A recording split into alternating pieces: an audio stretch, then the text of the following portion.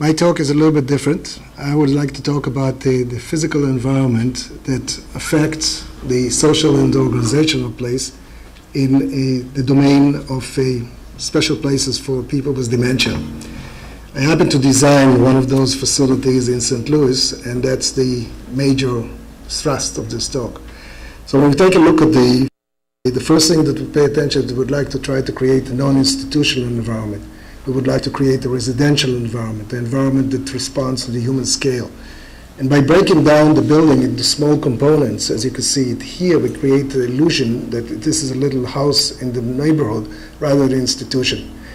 The first and the most important thing to try to create in facilities of this sort is to create a secure and safe environment. And in this case, this is a large environment of 120 beds, and we had to make it in such a way that people won't be able to elope or people won't be able to wander to places that they are not supposed to go, and that's how it's structured.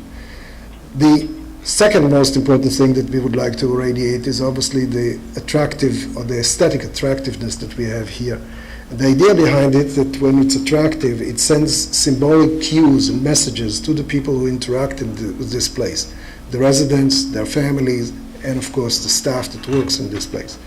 And one of the mechanisms that we do is obviously to try to use residential features in this place. So that's where you get to see the fireplace, the rugs, the sofas, and maybe to the outside we have maybe a front porch or other elements that try to convey the message of residential environment. In this environment, several people who suffer from dementia develop this habit of wandering aimlessly in a place, searching for a meaning. You can turn this condition into something positive by creating walking paths that are illuminated and allow people to wander this place with some kind of a meaningful purpose. The environment itself needs to be broken into small, manageable group of people in order to try to control and, in a sense, provide care for people in the size of a community rather than the whole facility of 120 beds. So we have those small facilities of 20 people to each one of those units, and they live here in a very residential environment. In order to try to foster orientation and wayfinding, we're trying to use what we call redundant cueing. And the redundant cueing is to allow people to have the messages from the environment in different ways, be it either with the flowers and the decor or ability to walk and see the place from the inside. When we walk inside, one of the first things that you notice is the first domestic kitchen, which try to capitalize on the sensory disabilities or sensory decline that you have in a place of this sort. And the aromas, the sights, the familiarity of the pieces that you see in this place can tie people to their background. We also have to try to remember the fact that the sensory aspects are in decline as we age. And we age, we lose some of our ability to see, hear, smell, taste, and those things can be enhanced through the environment as we can do it here in the dining experience. But overall, we can try to promote as much as possible the idea of social interaction. And we can do this in small living rooms that allow people to interact with the other peers in this place, or with the staff, or with the family that comes to visit in this place. And it's all done in a very residential environment, as you can see it here. The organization that provides care for the people here has an obligation to the residents as well as for the families to provide a manageable and professional care that provide the family or the residents an information about their conditions every single day and every single hour.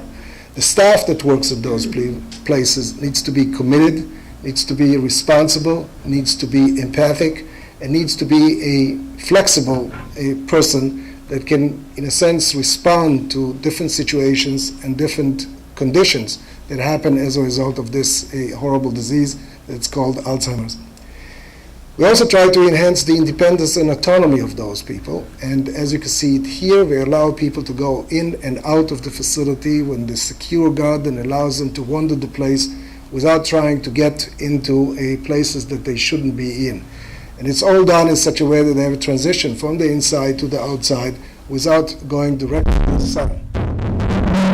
What we have here, obviously, we have a problem with the piece here. But we have a healing garden that allows people to enjoy this place, not only from the inside, but also from the outside. And the flowers and the activities that are going associated with it help people to enjoy it.